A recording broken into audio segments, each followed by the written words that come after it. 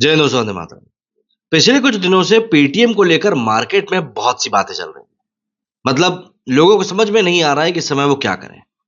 2009 में Paytm launch हुआ था, उसके बाद से अभी तक काफी सारी सर्विसेज ऐसी हैं जो कि पेटीएम ने शुरू कर दी।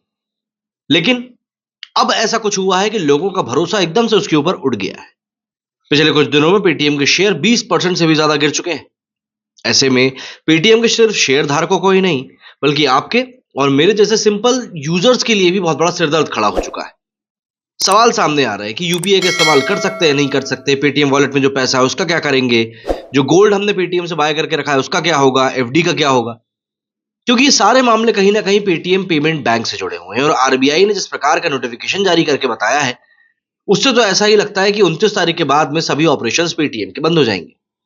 लेकिन अगर इनमें कुछ आधा अधूरी सच्चाई है तो वो क्या है, वही सब मैं आपको आज के इस वीडियो में बताने वाला हूं। दरअसल इस समय हर तरफ यही बात चल रही है कि पेटीएम से अपना सारा पैसा निकाल लो, ये बंद होने वाला है। 29 फरवरी 2024 के बाद इसकी कई सारी सर्विसेज काम नहीं करेंगी। क्या वाकई में ही सही बात है? तो देखिए, ये अपनी जगह पर सही भी है और अपनी जगह पर गलत भी है।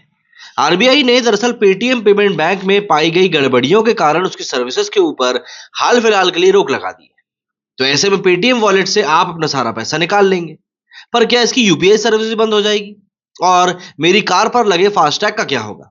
मैंने तो म्यूचुअल फंड और गोल्ड में भी पेटीएम के जरिए ही इन्वेस्टमेंट किया है, यहां तक कि एक एफडी भी है। तो अगर आपके मन में भी यही सब कुछ सवाल है और कुछ ऐसी दुविधा में आप भी फंसे हुए हैं, तो मैं आपके मन में उठ रहे सभी सवालों का जवाब देने की कोशिश करने वाला हूं और उम्मीद करूंगा कि इस वीडियो के खत्म होते तक आपको सभी सवालों के जवाब मिल जाएंगे। और अगर वाकई में आपको ये वीडियो काम का लगता है तो अपने घर वालों के साथ, परिवार वालों के साथ, दोस्तों के साथ में ये वीडियो शेयर जरूर करिएगा, क्योंकि आपके और मेरी तरह ये सवाल कईयों के मन में है। सबसे पहला सवाल तो यही है कि क्या पेटीएम का ऐप काम करना बंद कर देगा? यूपीआई भी नहीं चलेगा? तो देखिए, सबसे पहले तो मैं आपको कंपनी के 4 बातें बताना चाहता हूं ताकि आप इस पूरे मामले को समझ पाएं। पेटीएम ब्रांड की पेरेंट कंपनी 197 कम्युनिकेशन लिमिटेड है। इसका एक एसोसिएटेड बैंक भी है जिसको कि पेटीएम पेमेंट बैंक लिमिटेड कहा जाता है। पेटीएम पेमेंट बैंक के जरिए पेटीएम ऐप पर सर्विसेज मिलती हैं। पेटीएम पेमेंट बैंक में 197 कम्युनिकेशन की 49% की हिस्सेदारी। आरबीआई ने जो रोक लगाई है वो पेटीएम पेमेंट बैंक पर लगाई है। अब क्योंकि पेटीएम अपनी कई सारी सर्विसेज बैंक के जरिए ही देता है, ऐसे में जो सर्विसेज पेटीएम पेमेंट बैंक के जरिए मिलती हैं वो 29 फरवरी 2024 के बाद बंद हो जाएंगी, जबकि अन्य सर्विसेज पहले की तरह चलती रहेंगी। पेटीएम अपनी UPI service Paytm payment bank के जरिए ही देता है, इसलिए दूसरे बैंकों के साथ टाई अप नहीं होने की कंडीशन में 29 फरवरी के बाद में यूपीआई सर्विस बंद हो जाएगी। पेटीएम ने बताया है कि उसकी एनपीसीआई और आरबीआई दोनों के साथ इसको लेकर चर्चा चल रही है। ऐसे में अब सवाल उठता है कि सेविंग अकाउंट, वॉलेट, फास्टैग और एनसीएमसी अकाउंट का क्या होगा? तो देखिए, savings account, current account, prepaid instrument, FASTag, national common mobility card, इन सभी में मौजूद पैसों के विड्रॉल या उपयोग पर किसी तरह की कोई पाबंदी नहीं है। बैलेंस अवेलेबल होने तक इनका इस्तेमाल किया जा सकेगा। बात उठती है अब कि क्या पेटीएम म्यूचुअल फंड और पेटीएम मनी स्टॉक अकाउंट सुरक्षित है? तो देखिए, पेटीएम अपनी स्टॉक ब्रोकिंग और mutual fund services Paytm money के जरिए देता है। पेटीएम मनी एक सेबी रजिस्टर्ड स्टॉक ब्रोकर है और डिपॉजिटरी पार्टिसिपेंट भी है, इसलिए सर्विसेज पूरी तरह से प्रभावित तो नहीं होंगी। अगर आप पैसों के क्रेडिट और डेबिट होने के लिए पेटीएम पेमेंट बैंक के अकाउंट का इस्तेमाल करते हैं तो फिर आपकी सर्विस जरूर थोड़ी सी इशू कर सकती है। ऐसे में एक सवाल मन में आता है कि मैंने तो पेटीएम से गोल्ड भी खरीद के रखा है, तो क्या ये पूरी तरह सिक्योर है? तो देखिए, गोल्ड इन्वेस्टमेंट एमएमटीसी पीएएमपी के जरिए पूरी तरह से सेफ है, इसलिए पेटीएम पेमेंट बैंक के लिए आरबीआई के एक्शन से ये सर्विसेज पूरी तरह से अफेक्ट नहीं होंगी। अगर आप पैसों के क्रेडिट और डेबिट के लिए पेटीएम पेमेंट बैंक के अकाउंट का इस्तेमाल करते हैं तब फिर आपकी सर्विसेज जरूर थोड़ी बहुत इशू कर सकती है। लेकिन क्या पेटीएम से लिए गए क्रेडिट कार्ड और इंश्योरेंस के ऊपर कुछ इफेक्ट पड़ेगा? इनका क्या होगा? अब ऐसे में पेटीएम जो क्रेडिट कार्ड प्रोवाइड करता है वो एसबीआई और एचडीएफसी पार्टनरशिप में करता है। इसी तरह लोन और इंश्योरेंस सर्विसेज भी पेटीएम पर दूसरे बैंक और एनबीएफसी के जरिए मिलती है। इसका पेटीएम पेमेंट बैंक से कोई लेना देना नहीं है, मतलब कि ये सुचारू रूप से चालू रहेंगे। तो फिर पेटीएम के शेयर भी गिर रहे हैं, तो क्या इनको खरीदना चाहिए? क्योंकि शेयर मार्केट में भी कई लोग पैसा लगाते हैं। देखिए, सबसे बड़ी बात यहां पर यह है कि 2 दिनों में पेटीएम का शेयर 40% टूट गया है। शुक्रवार को जब मार्केट बंद हुआ था तब ये 20% के लोअर सर्किट में था और ये 487 रुपए पर आ चुका था। इससे पहले गुरुवार को भी इसमें लोअर सर्किट लगा हुआ था। अभी इन शेयरों का खरीदना सही फैसला नहीं होगा। जब तक इस मामले की एक स्पष्टता नहीं आ जाती, तब तक ऐसे शेयरों से दूरी रहना ठीक है।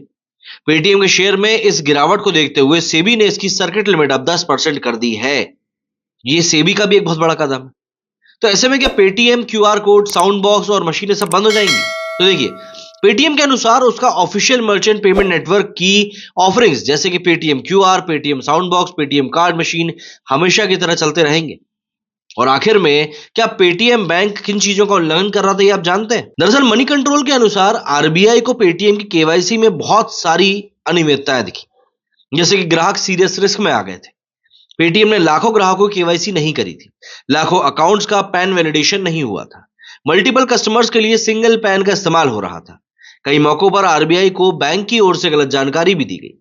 आरबीआई ने 31 जनवरी 2024 को जारी एक प्रेस रिलीज में कहा कि 11 मार्च 2022 को पेटीएम पेमेंट बैंक लिमिटेड को एक नोटिस जारी किया गया था। बैंक को नए ग्राहक ऐड करने से रोक लगा दी गई थी। एक एक्सटर्नल टीम से सारे ऑडिट कराने की बात कही गई थी। रिलीज में कहा गया है कि सिस्टम ऑडिट रिपोर्ट में एक्सटर्नल ऑडिटर्स को पेटीएम पेमेंट बैंक की वर्किंग में कई तरह की खामी मिली।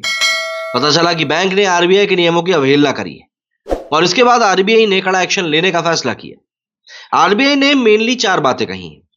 29 फरवरी के बाद पेटीएम पेमेंट बैंक के अकाउंट में पैसा जमा नहीं किया जा सकेगा। इस बैंक के जरिए वॉलेट, प्रीपेड सर्विसेज, फास्टैग और दूसरी सर्विसेज में पैसा नहीं डाला जा सकेगा। हालांकि इंटरेस्ट, कैशबैक और रिफंड कभी भी अकाउंट में क्रेडिट हो सकेगा। इस बैंक के ग्राहकों के saving account, current account, prepaid उपकरण, FASTag, national common mobility card, इन सभी मौजूद पैसों के विड्रॉल या उपयोग पर किसी तरह की कोई पाबंदी नहीं है। बैलेंस अवेलेबल होने तक इसका इस्तेमाल किया जा सकता है। दूसरे नंबर के पॉइंट में बताई गई सर्विसेज के अलावा 29 फरवरी 2024 के बाद कोई भी बैंकिंग सर्विस प्रोवाइड करने की अनुमति पेटीएम पेमेंट बैंक के पास नहीं होगी। यूपीआई सुविधा भी 29 फरवरी के बाद नहीं दी जा सकेगी। 197 कम्युनिकेशन और पेटीएम पेमेंट सर्विसेज के नोडल अकाउंट 29 फरवरी 2024 तक बंद होंगे। पाइपलाइन में मौजूद ट्रांजैक्शन और नोडल अकाउंट का सेटलमेंट 15 मार्च 2024 तक पूरा किया जा सकेगा और उसके बाद कोई और ट्रांजैक्शन लेने के लिए अनुमति नहीं होगी। ऐसे में सवाल उठता है कि क्या अब पेटीएम का भी जवाब आया ही होगा, और उसने क्या कहा है? भाई, उनका भी तो एक पॉइंट होना चाहिए ना। तो पेटीएम के सीईओ विजय शेखर शर्मा ने दावा किया है कि पेटीएम काम कर रहा है और 29 फरवरी के बाद भी हमेशा की तरह काम करता रहेगा। मैं पेटीएम टीम के प्रत्येक सदस्य के साथ अपने अथक समर्थन के लिए आपका सलाम करता हूं। हर चुनौती का एक समाधान होता है। इवन अभी विजय शेखर शर्मा ने तो छटनी तक करने से मना कर दिया है, वरना ऐसे समय में सबसे पहले तो छटनी की जाती है।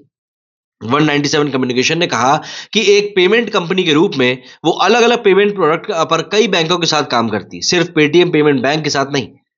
प्रतिबंध शुरू होने के बाद से कंपनी ने अन्य बैंकों के साथ काम करना शुरू किया है और आगे चलकर कंपनी केवल अन्य बैंकों के साथ काम करेगी, पेटीएम पेमेंट बैंक लिमिटेड के साथ नहीं। कंपनी की यात्रा के अगले चरण में वो पेमेंट और फाइनेंशियल सर्विसेज का विस्तार करेगी, लेकिन इसे केवल दूसरे बैंकों की पार्टनरशिप में किया जाएगा। तो ऐसे में बात यह आती है कि आरबीआई के फैसले के बाद पेटीएम बैंक का आखिर क्या होगा? क्या ये बंद हो जाएगा? तो देखिए, पेटीएम पेमेंट बैंक में आरबीआई को जो गड़बड़ियां मिली हैं, अगर उनका समाधान नहीं निकलता है तो बैंक मुश्किल में पड़ सकता है। किसी दूसरे बैंक के इसे टेक ओवर करने की नौबत तक आ सकती है। तो उम्मीद करता हूं कि आपको पेटीएम से जुड़ी हुई जितनी भी डाउट्स थे वो कहीं ना कहीं क्लियर तो हो ही गए होंगे। बाकी आप लोगों का अगर कुछ पूछना है अभी भी तो कमेंट करके जरूर बताइएगा। मैं कोशिश करूंगा आपके सवालों का जवाब देने का। मेरे स्टूडियो फिलहाल इतना ही। जय हिंद, जय भारत।